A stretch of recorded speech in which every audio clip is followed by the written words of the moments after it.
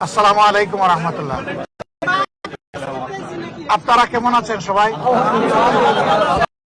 আলহামদুলিল্লাহ, আমি অনেক ভালো আপনাদের দোয়ায়। শুধু খারাপ লাগে যে এত বড় একটা আয়োজনে আপনারা সারাদিন ধরে ছিলেন।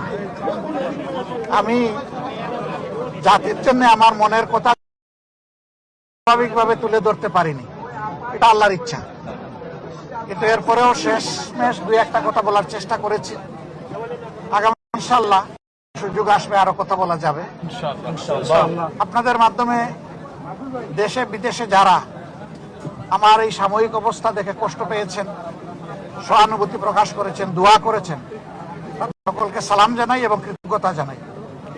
শুধু দোয়া করবেন যতদিন বেঁচে থাকি আল্লাহ তাআলা যেন মানুষের কল্যাণের জন্যই আমাকে বাঁচিয়ে রাখেন, আমিন। আমার দ্বারা যেন দেশ এবং জাতির কোনো ক্ষতি না হয়, আল্লাহ যেন আমাকে সাহায্য করেন, আমিন। আর এই দেশটা আমাদের সবার রে ভাই, আমরা সবাই মিলে গড়বো ইনশাআল্লাহ। আমরা ন্যায় এবং সত্যের পক্ষে থাকবো।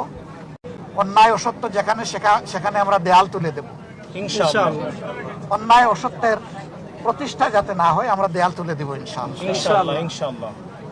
আমরা একটা দেশ আমাদের যুব সমাজের জন্য উপহার দিয়ে যেতে চাই ইনশাআল্লাহ। যেই যুব সমাজ মুখ পেতে আমাদেরকে মুক্তি এনে দিয়েছে, তাদের প্রতি আমাদের দায় আছে, আমাদের দায়িত্ব আছে।